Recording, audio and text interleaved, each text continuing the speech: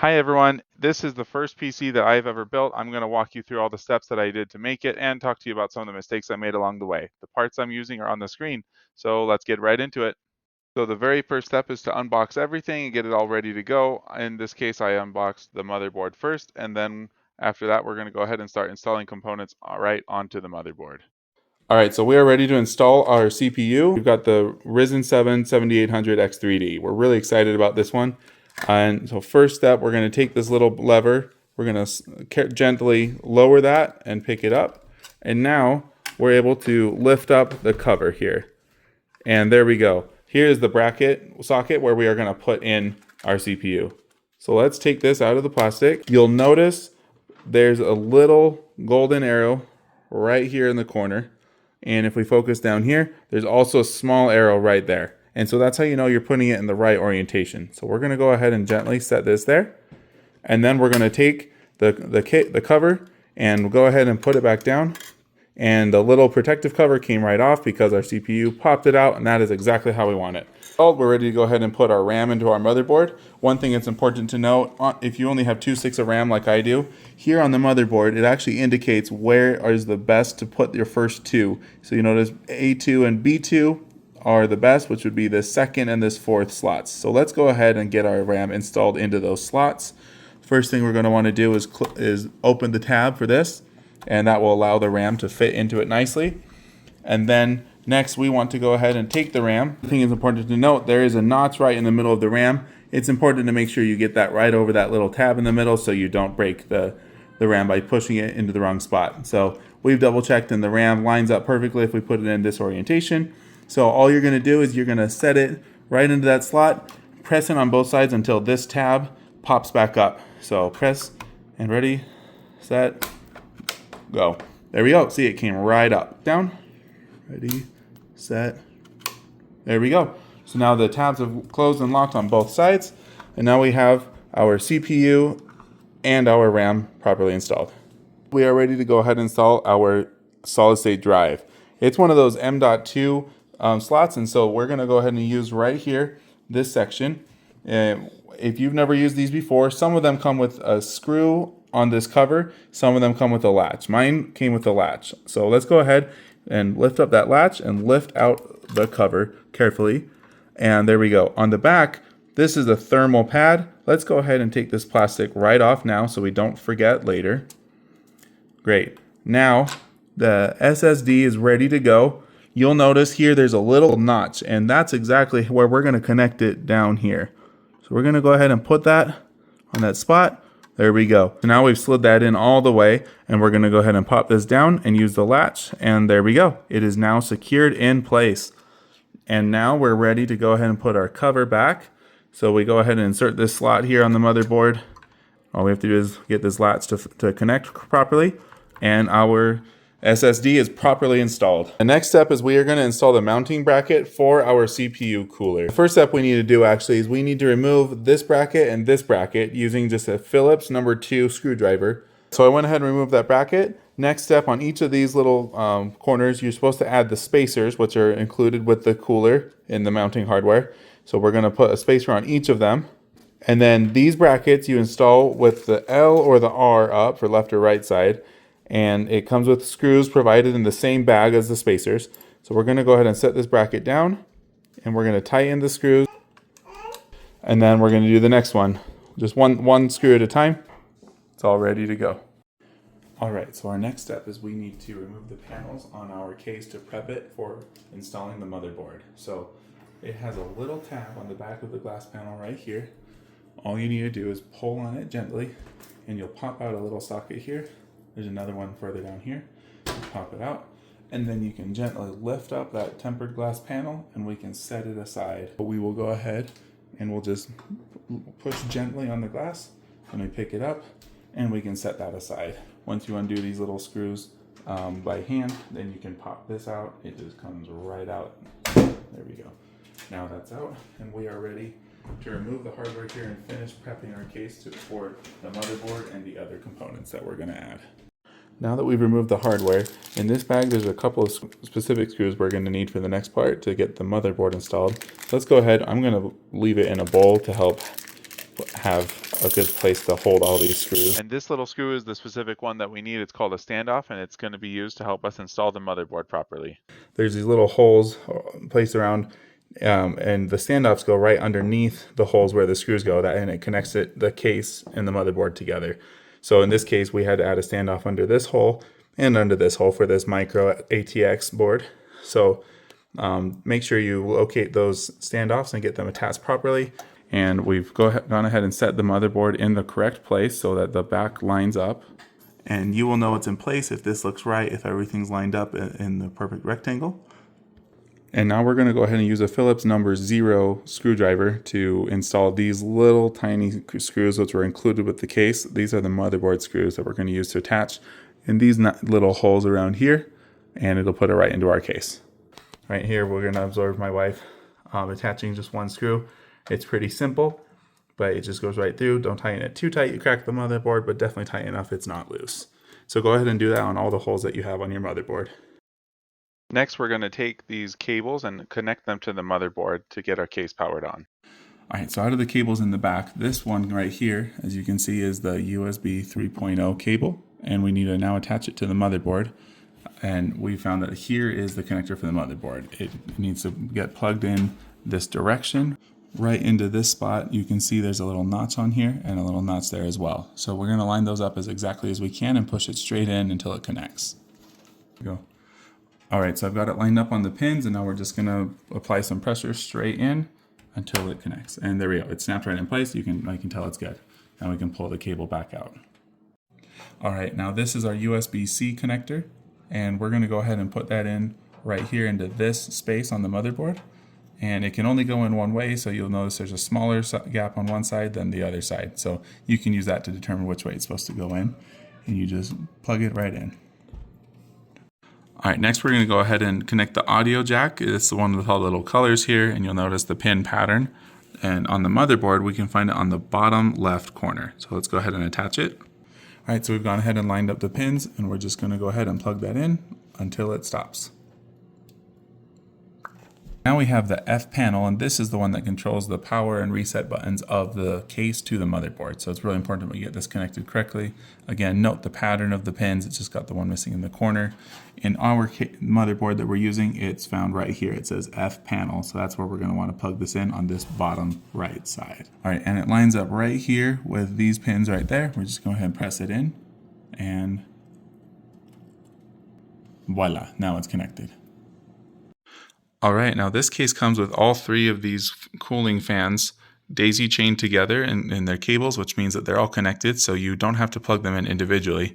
But this little one here, this is for the ARGB for the fans, and then this other connector is the power to the fans. So we need to get those connected. And this motherboard, it's down here on the bottom. You see system fan right here, and then over here you see ARGB, and you can use either one of those. All right, so we're going to go ahead and just line up those pins and plug it straight in. We're going to do the system fan. You can see there's a tab on the bottom that would slide into here. So we're going to go ahead and line it up with those three prongs. That way the tab slides right in place. And we're good to go. So now our fans are all connected. Now we're ready to get our power supply unit installed into our case so we can start plugging in the motherboard to the power supply. There are actually 9 different modular cables. You will need to determine which of these you need to plug into your motherboard and your other components before you can proceed. There's a little manual that comes with it, and in this case we have the 1000, and it tells you how many of each there are and what type of connection. So this will help you get them all plugged in properly to the back. All right, in the case of our build, we needed only 3 of the cables. We needed these 2, which are together as one for the motherboard. We need this one for the CPU, and we need this one over here for the high voltage for the graphics card. All right, so we want to actually go ahead and put the fan side down so that air can flow through this radiator and it can stay cool. So we're going to go ahead and slide that in this way. And now we're ready to go ahead and put our screws in. You'll notice there's 4 spots for that. So we're going to go ahead and get that connected right now. Great, now we've got all 4 screws in and we are ready to go. And the first one that we're going to go ahead and plug in right here is the motherboard connectors, and here's the connector for it. It's the one that has 24 pins on it. So make sure to go ahead and get this connected. In this case, we're going to turn it around like this, and you line it up and press it in. and it should click. Next, we're going to connect our CPU, which is all the way back in this corner, and we have the cable marked CPU. So let's go ahead and get that plugged in. There we go, we got it in. There's the little snap that you'll hear every time these things click in properly. So that's all ready to go. Now we're ready to take this thermal paste. We're going to remove the cap, and we're going to squeeze that to apply an X-shaped pattern of thermal paste right on the CPU itself. Now it's time to attach the CPU cooler directly onto the CPU. This is not very hard, but you just need to make sure to line up the screws correctly and get it attached properly. Now that that has been attached, we are going to peel off this plastic layer from the cooler. And there's a cable that is meant for the RGB components. We're going to go ahead and attach it down here. Make sure to line up the pins in the correct order on the spot. Great. Now it's time to connect the power for the cooler. There are two cables which came with this one. I'm going to use the one that has the all-in-one that connects to the CPU power. Now this spot here is where we're going to connect this CPU cooler fan. So I'm going to go ahead and get that plugged in. Great, now that is plugged in. In the other end of the cable, we're going to go ahead and put into the CPU fan plug, which is located right up here. All right, finally it's time to go and attach this fan. It actually will attach magnetically with those two spots there. And the connectors you can see down here for the fan and the ARGB. So we're just going to go ahead and place it right here, and it will magnetically pop right on. All right, now it's time to connect our CPU cooler. First thing we're going to do is remove this, and we need to take the fan and radiator section, and these 8 little screw spots, we need to get it connected up here. And we can use these washers and screws that were included with the cooler fans to get them attached. I find it most helpful to start with one corner and then do the opposite corner, and then you're able to adjust it back and forth. I like to stick it all the way down to the left to have it at the end of the case, and then you can continue to get all the rest of the screws put in and tightened until all 8 screws are in. All right, for our next step, we are going to install our graphics card. And so it's a really good idea. You need to hold it up here to where it's going to be at. And you can see here on the left side, there's the slots where the ports are going to be visible. And we need to be able to have these visible on the back. And it's currently covered. So what we need to do is just check really quick by holding it up there. We know that we need the top 2 slots removed on this side. So let's go ahead and get this figured out.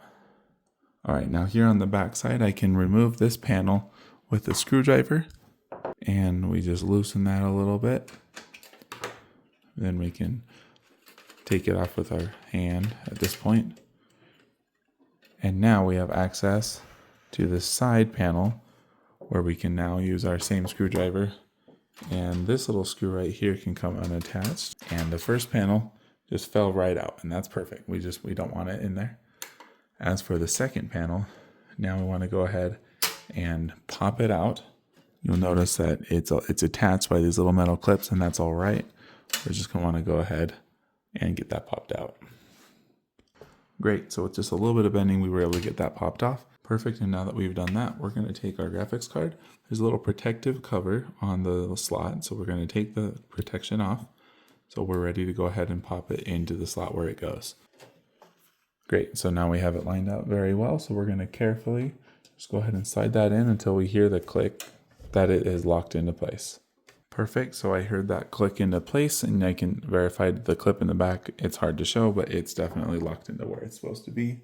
Now, this little screw from earlier, we're going to go ahead and set it in here to make sure it holds it up in the right place. Great, now that we have that screw in place, it's going to hold up the card very much better. And there's one more step. We actually want to add the mounting support that there is for this end, because it is a very heavy card and we want to make sure it's nice and supported. All right, and so first we want to attach this piece just like this right onto here. As you can see, I've got this attached. Now we're going to go ahead and assemble the foot. We're going to check the height. It looks like this one is plenty. We don't need the taller one. So we're going to go ahead and slide the frame of this into the foot. We're going to just pop it together, and now we can put it here. There's a screw that you can hand tighten at first, one of these, and you go ahead and you put it into the hole right there. Now, with that started, we can give it a little bit of extra room by lifting it up a little bit. And now we can tighten that screw. It's now got support on this end as well as on the other end. So our graphics card is now installed very well. We can accommodate this cooling cords this way. All right, now that we got that installed properly, now we have this 12-volt cable. This is the high power cable that came with the PSU. We want to use this one to connect right here on our graphics card. Your graphics card should come with an adapter like this for the high voltage. If you have an older power supply or one that doesn't have the high power one that comes with it, you can attach 3 of the regular PCIe cables into it and that would power it. Fortunately, we have a really good PSU, so that wasn't necessary. You want to be careful and just make sure you're not bending or forcing anything. You want to push it in all the way until you hear a click. There we go. I heard the click and I can tell it is fully attached. So now our graphics card is ready. We're going to want to go ahead and take some of these Velcro connectors that there are, and we're going to attach those in the case. There are a few spots along the back that are designated for them. You might notice there's a loop section right here. We just got to slide this in, and then we can go ahead and grab some of these cables and get them all the ones that are up top. We can wrap them all up together in here. We can go ahead and do a little bit of cable management. I'm going to attach these cords into the Velcro straps a little bit better to make it look a lot nicer. Alright, as you can see, we went ahead and we've used Velcro up at the top, the middle, and at the bottom to go ahead and organize those cables. Let's go ahead and take a look at the front side and see how it looks. Alright, and as you can see, we've got the cooler tubes, but then we don't have a lot of cables going on. This for the motherboard is back there. Over here, the graphics card goes in and sinks into the bottom pretty quickly, and these other few RGB cords are down there. But all in all, it looks relatively clean. So let's go ahead and get the panels installed, and let's go plug this in and make sure it works. All right, so we went ahead and slid this back panel back on one more time and tightened those screws. It was pretty easy to put right back on. All right, now we're going to reinstall the front glass panel. We just had to take these 2 tabs at the bottom and set them into the holes where they go. And then it goes up and it pops right in, just like that. Now we can reinstall the other panel. And there we go. Our case is back on. We haven't taken off the protective film yet. Let's make sure it's all working and everything's looking good before we do that. But for all intents and purposes, our PC is ready to go test out. All right, so we're going to start by putting our adapter into the power supply. I already added a DisplayPort cable from the GPU all the way into the monitor. I'm also going to go ahead and connect up my Ethernet port right away. We'll also go ahead and plug in our mouse and keyboard USBs right next to the Ethernet right there. Now let's go ahead and plug in our power supply to our surge protector. We can turn on the power. Now ready to hit the power button. All right, it's doing something. All right, so our computer is on, fans are blowing, and the RAM is lit up. Wow, now the other fans have lit up as well, and it is looking incredible. Great, so we just had a little hiccup. We had to drain the power by holding down the power button, but then upon turning it back on again, we now see that it's working. We're in the BIOS mode and it's giving us some options. So congratulations, we made it so far. If you've been doing your own build, I hope that you've made it to this point. But this is really exciting. All right, we are now loaded into the BIOS and we're ready to go ahead and restart the computer. And this time we're going to have the Windows installation key in the USB port so we can go ahead and install Windows. All right, we are ready to go ahead and take our Windows installation USB. We're going to pull it out here and we're going to go ahead and plug that in to be ready to install Windows into our PC. I'm going to plug it in one of these USB 3.0 ports up on the top, just like that. Now let's go ahead and restart the PC and get our Windows installing. All right, now that we got it plugged in, it's recognizing Windows, so we're going to go ahead and get the Windows installed. There we go. And just like that, just plugging it into the computer, it already knows how to start installing it. All right, now Windows got completely installed and we're ready to set it up. So I definitely recommend this USB. It makes it really quick and easy. That only took about 10 minutes to install. All right, congratulations. You have now completed your build, and now you're just ready to enjoy everything all this hard work that you've done. So congratulations. And once again, I hope you've enjoyed this tutorial. If you have any questions, please leave them in the comments. Like and subscribe.